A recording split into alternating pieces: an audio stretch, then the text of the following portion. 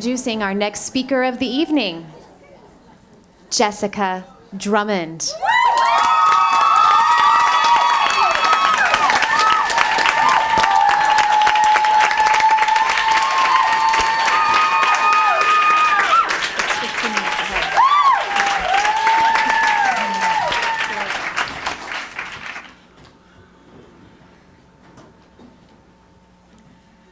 How did you learn about puberty? When your body began to change, you got your period, all that goes with that. How did your parents guide you through that process? I've been asking those questions to my network of women over the past several months. And let me illustrate for you the most common answer that I received. Imagine you're in 3rd, 4th, or 5th grade. You come home from school, you go upstairs, and sitting on your bed is a book. The title is, "What's Happening to Me?" So you sit down and flip through the book. There are some cartoonish illustrations of changing girl and boy parts, a little bit about your period, how you'll have to prepare for that, and all that you might feel a little bit crampy or grouchy at that time of the month. Overall, it's basically accurate, but not inspiring. And the strangest thing about it is that there's no one sitting on the bed next to you. So you start to begin to wonder, is there something strange or secretive or embarrassing about this whole thing? So you take to only reading the book on the floor, in your closet, with a flashlight, or only in the basement. My story is basically the same. I don't remember a book in particular, but I went to 5th grade sex ed, taught by the gym teacher. And I remember one uncomfortable conversation with my parents at the dining room table.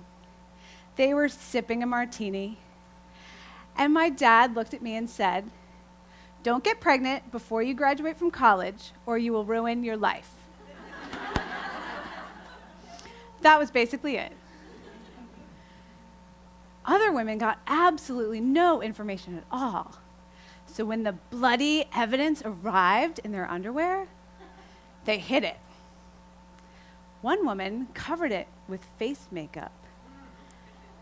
Others burned it or threw it in the trash. One industrious young woman tucked it neatly in a Ziploc baggie and tossed it into the swamp behind her house.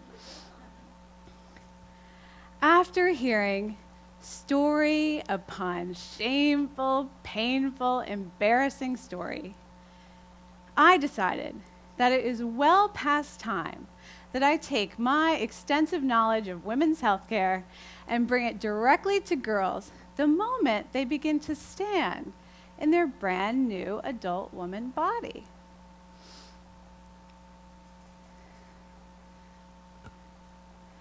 Years ago, I was charged with writing a textbook chapter on female adolescent health for a physical therapy textbook. And even then, the only time I was allowed to give girls any information about their changing bodies was if they were in pain, injured, pregnant, or having breastfeeding challenges. Isn't that a little too late? Years later, when my oldest daughter was about 5, my friend Lisa and I were walking in the park in Houston. And she also has a daughter the same age, and our girls were in an all-girls school.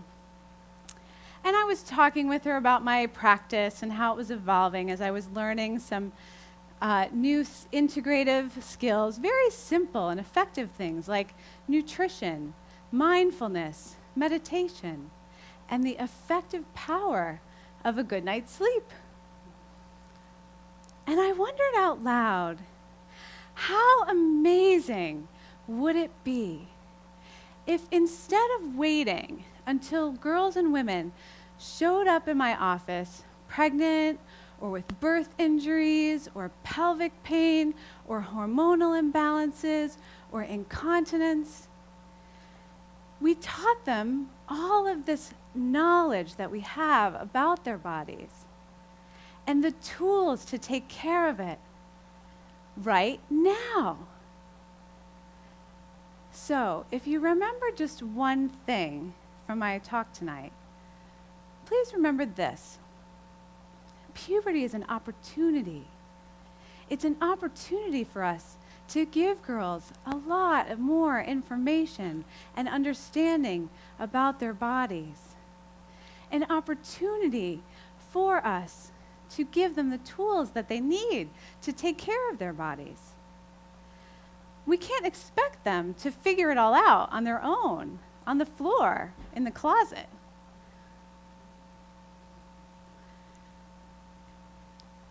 So, what exactly is our job? First of all, whether or not you have daughters of your own, you are our girls' first examples. Do you love your body or criticize it? Do you receive compliments or push them away with excuses? Children, in this, as in all things, learn far more from our actions than from our words. Do the girls in your life see you eating nourishing, delicious foods, drinking water when you're thirsty, sleeping when you're tired, doing yoga or Nia or running because you love it, or punishing your bodies? How we take care of our bodies is how they will learn to take care of theirs. Second, I believe that we need to teach girls some very specific things about their hormonal cycles. For the past several years, my colleagues and I have been looking at the data about how the variability in a woman's hormone cycle can influence her behaviors and her thoughts and her life. Dr. Christian Northrup, a pioneer who uncovers the wisdom within a woman's physiology. Dr. Rebecca Booth discusses the metaphor of the Venus week to empower women that the second week of their cycle is when they are most powerful and most alluring. Dr. Sarah Gottfried is the queen of evidence-based, integrative tools to help a woman naturally balance her hormones. Gabrielle Lichterman has spent the last decade looking at the scientific literature around hormone variability, tracking her own cycles and her behaviors in journals, and writing a daily hormone horoscope for women. And Elisa Vitti has coined the term embodied time management to help women to understand that they can actually coordinate their schedules with their cycles. I am bringing all of this knowledge and understanding directly to our girls. Let me explain to you in a little bit of a simplified way how this works. So if day 1 is the first day of your period, during weeks 1 and 2, estrogen and testosterone steadily rise, peaking somewhere in week 2. The data shows us that estrogen, higher estrogen levels to a point, correlate with courage, less fear. And higher testosterone levels encourage women to take more risks. How could this play out in a 13-year-old girl? Imagine you're a little shy, shaky about your math skills, but knowing you're under the influence of an estrogen-testosterone cocktail, fearlessness, and risk-taking behavior, you might venture to raise your hand in math class and share your ideas.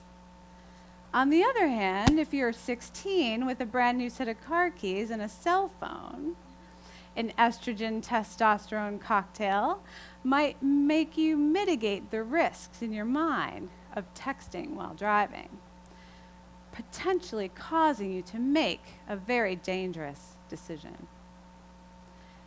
After ovulation, things shift. The hormones are different, but equally as powerful. Around late week 3, progesterone peaks with a splash of estrogen, the ideal time for mother-daughter bonding. Then, in week 4, all of her hormone levels are at their lowest.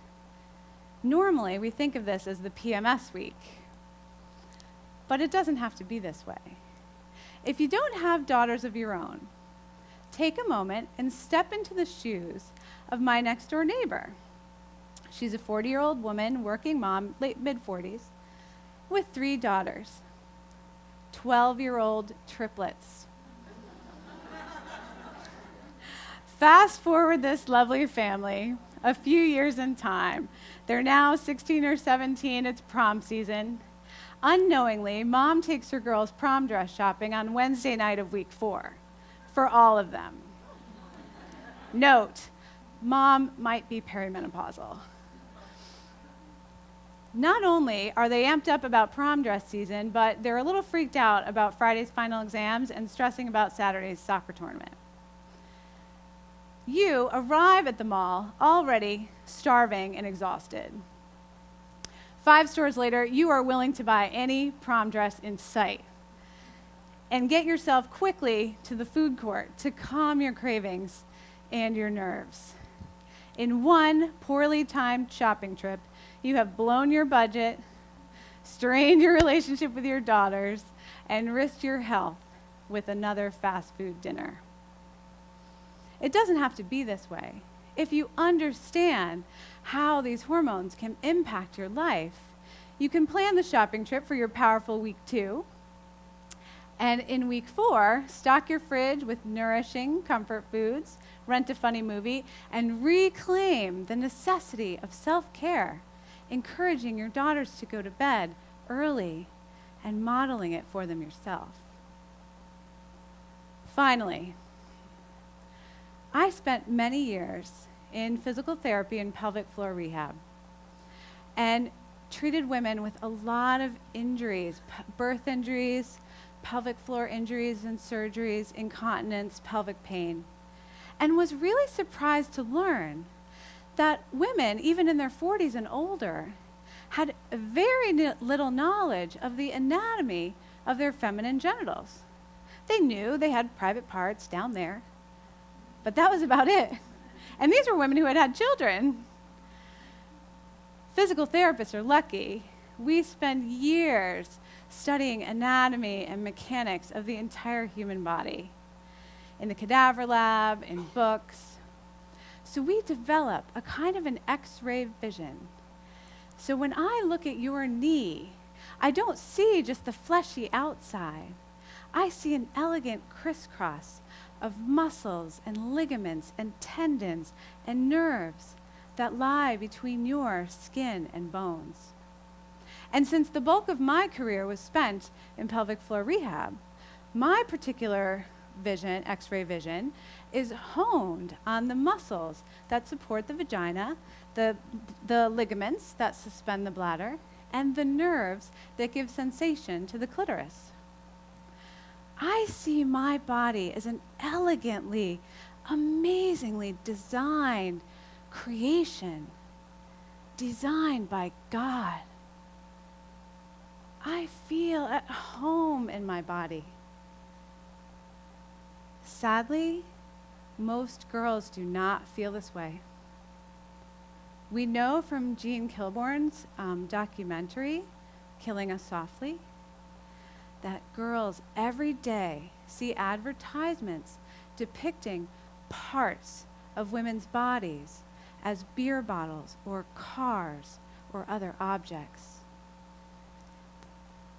And girls who objectify their own bodies are much more prone to depression, feelings of shame, and early, risky sexual relationships.